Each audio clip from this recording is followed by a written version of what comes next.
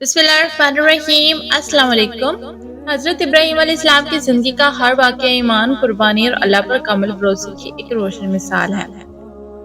آپ کا مصر کا سفر اور وہاں پیش آنے والے واقعات بھی نہایت ہی سبق آموز اور دل کو چھو لینے والے ہیں۔ آئیں اس واقعے کو تفصیل اور احساس کے ساتھ بیان کرتے ہیں۔ حضرت ابراہیم علیہ السلام نے جب اپنی قوم کو توحید کی دعوت دی تو لوگوں نے نہ صرف انکار کیے بلکہ آپ کے دشمن بن گئے۔ بت کرنے کے بعد تو دشمنی اس حد تک بڑھ گئی کہ آپ کو آگ میں ڈال دیا گیا، لیکن اللہ تعالیٰ نے اس آگ کو ٹھنڈا کر دیا۔ یہ واقعہ صرف اس بات کا اعلان نہیں تھا کہ حضرت ابراہیم علیہ السلام صرف ایک انسان نہیں بلکہ اللہ کے خاص بندے ہیں، مگر اس کے بعد آپ نے فیصلہ کیا کہ اب اس سرزمین کو چھوڑ کر اللہ کے حکم سے ہجرت کی جائے۔ یہ ہجرت صرف زمین کی تبدیلی نہیں بلکہ ایک مکمل امتحان تھا۔ گھر، وطن، رشتہ دار سب کچھ چھوڑ کر صرف اللہ کے لیے نکل جانا۔ حضرت ابراہیم علیہ السلام اپنی زوجہ محترمہ حضرت سارہ علیہ السلام کے ساتھ مصر کی طرف روانہ ہوئے۔ یہ سفر بظاہر ایک عام سفر تھا مگر حقیقت میں اللہ کی طرف سے ایک بڑی آزمائش چھپی ہوئی تھی۔ راستے میں آپ کے دل میں صرف ایک ہی یقین تھا، میرا رب میرے ساتھ ہے، وہی میری حفاظت کرے گا۔ مصر اس وقت ایک طاقتور بادشاہ کے زیر حکومت تھا جو اپنی ظالمانہ فطرت اور عورتوں کے معاملے میں بدنام تھا۔ یہ خبر ابراہیم علیہ السلام تک بھی پہنچی جس نے دل میں ایک ہی ہلکی سی فکر پیدا کی، مگر ایمان نے فوراً اس فکر کو دبا دیا۔ جب حضرت ابراہیم علیہ السلام مصر کی حدود میں داخل ہوئے تو وہاں کے کارکن کو حضرت سارہ علیہ السلام کی خوبصورتی کا علم ہوا۔ وہ فوراً بادشاہ کے پاس گئے اور حسن کی خبر سنا دی۔ بادشاہ نے حکم دیا کہ اس عورت کو میرے پاس لایا جائے۔ یہ وہ لمحہ تھا جب ایک نبی کے دل میں اپنی زوجہ کی حفاظت کی فکر اور اللہ پر یقین دونوں ایک ساتھ تھے۔ حضرت ابراہیم علیہ السلام نے حضرت سارہ علیہ السلام سے فرمایا، تم میری دینی بہن ہو کیونکہ اس وقت زمین پر میرے اور تمہارے علاوہ کوئی مومن نہیں۔ یہ ایک حکمت تھی کہ اللہ ظالم بادشاہ کے شر سے بچا جا سکے۔ جب حضرت سارہ علیہ السلام کو بادشاہ کے محل میں داخل کیا گیا تو وہ لمحہ بظاہر ایک کمزور عورت کی بے بسی کا منظر پیش کر رہا تھا۔ نہ کوئی اپنا ساتھ تھا، نہ کوئی مددگار نظر آ رہا تھا، لیکن حقیقت اس کے برعکس تھی۔ دل کے اندر ایک مضبوط یقین روشن تھا، میرا رب میرے ساتھ ہے، مجھے ہر حال میں بچائے گا۔ محل کی چمک دمک، قیمتی پردے، خادمات کی خاموشی، سب کچھ ایک عجیب سا خوف پیدا کر رہا تھا، مگر سارہ علیہ السلام کا دل اللہ کے ذکر سے مضبوط تھا۔ زبان خاموش تھی مگر روح مسلسل دعا میں مشغول تھی۔ بادشاہ غرور اور طاقت کے نشے میں سارہ علیہ السلام کے قریب آیا۔ اس کے چہرے پر تکبر تھا، جیسے وہ سمجھتا ہو کہ دنیا کی ہر چیز اس کے قبضے میں ہے۔ جیسے ہی اس نے برے ارادے سے اپنا ہاتھ بڑھایا، اچانک ایک عجیب منظر پیش آیا۔ اس کا ہاتھ وہیں رک گیا جسے جان ہی نکل گئی ہو۔ وہ آگے نہ بڑھ سکا نہ پیچھے ہٹ سکا۔ اس کے چہرے کا رنگ بدل گیا، آنکھوں میں خوف اتر گیا۔ یہ وہ لمحہ تھا جب ایک ظالم بادشاہ کو اپنی بے بسی کا احساس ہوا۔ وہ ایک نیک بندی پر اللہ کی حفاظت ظاہر ہوگی۔ بادشاہ گھبرا گیا، اس نے فوراً محسوس کیا یہ کوئی عام عورت نہیں، اس کے ساتھ کوئی ضرور غیبی طاقت ہے۔ اس نے کانپتی آواز میں کہا، میرے لیے دعا کرو، میں تمہیں کوئی نقصان نہیں پہنچاؤں گا۔ یہ وہ لمحہ تھا جب طاقتور بادشاہ ایک بے بس انسان بن چکا تھا۔ وہ ایک کمزور نظر آنے والی عورت اللہ کی مدد سے مضبوط کھڑی تھی۔ حضرت سارہ علیہ السلام نے دل ہی دل میں اللہ سے دعا کی۔ آپ کی دعا میں نہ کوئی غرور تھا، نہ بدلے کی خواہش تھی، صرف اللہ کی رضا تھی۔ اور پھر اللہ نے کرم فرمایا۔ بادشاہ کا ہاتھ اچانک ٹھیک ہو گیا جیسے کچھ ہوا ہی نہ ہو۔ لیکن انسان کی فطرت عجیب ہے، نصیحت ملنے کے باوجود بعض لوگ باز نہیں آتے۔ بادشاہ نے دوبارہ وہی حرکت کرنے کی کوشش کی۔ شاید اس کے دل میں یہ خیال آیا ہو کہ یہ صرف ایک اتفاق تھا، مگر جیسے ہی اس نے دوبارہ ہاتھ بڑھایا، اس پر عذاب پہلے سے بھی زیادہ سخت تھا۔ اس کا ہاتھ پھر سن ہو گیا، جسم کانپنے لگا اور اس کے چہرے پر شدید خوف چھا گیا۔ اب اسے یقین ہو گیا کہ یہ کوئی معمولی بات نہیں، یہ اللہ کا عذاب ہے۔ اب بادشاہ کا مکمل طور پر یقین جو سا بدل چکا تھا۔ اس کو یقین ہو گیا تھا کہ یہ عورت جو سی ہے اللہ کی ہی کوئی خاص بندی ہے۔ اب بادشاہ مکمل طور پر ٹوٹ چکا تھا۔ اس کی انا، اس کا غرور، اس کی طاقت، سب کچھ ختم ہو گیا تھا۔ وہ تقریباً روتے ہوئے بولا، میں وعدہ کرتا ہوں میں تمہیں کوئی نقصان نہیں پہنچاؤں گا، بس میرے لیے دعا کرو۔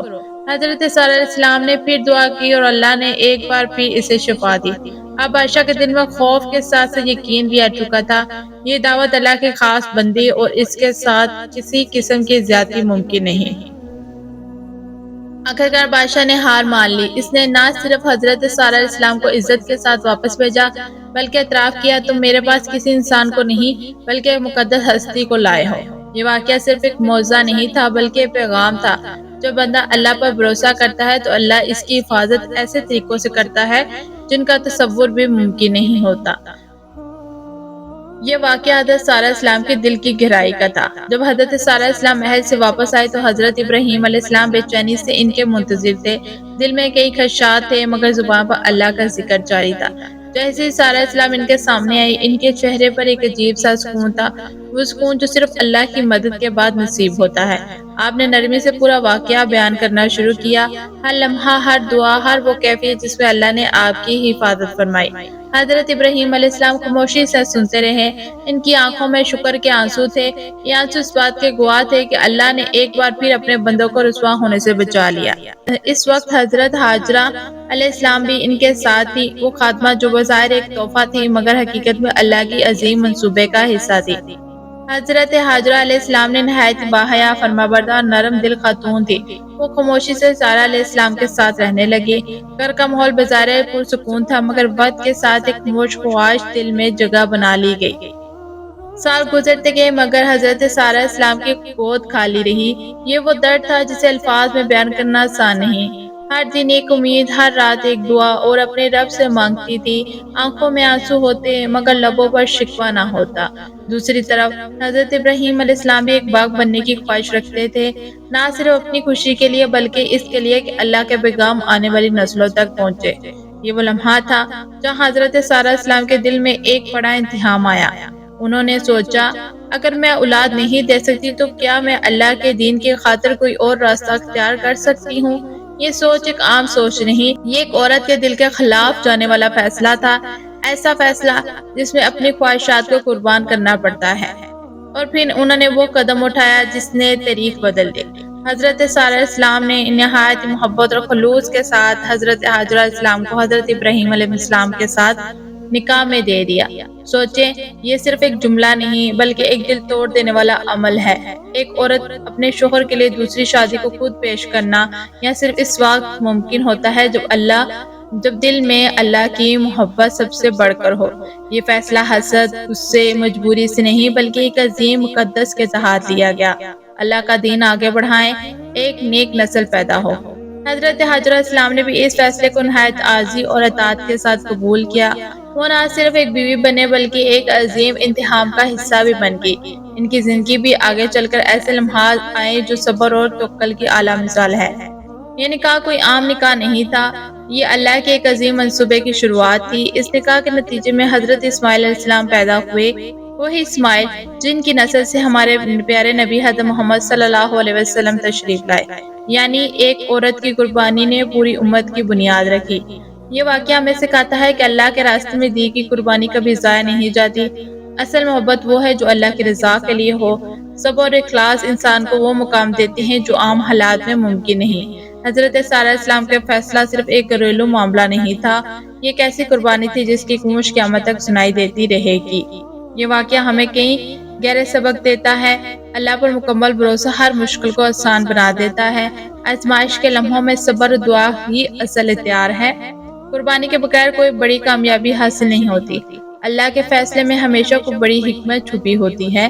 حضرت ابراہیم علیہ السلام، حضرت سارہ اور حضرت ہاجرہ علیہ السلام کی یہ کہانی ہمیں سکھاتی ہے کہ جب انسان اللہ کے راستے میں خلوص کے ساتھ چلتا ہے تو اللہ اس کے لیے ایسے راستے کھول دیتا ہے جن کا وہ تصور بھی نہیں کر سکتا۔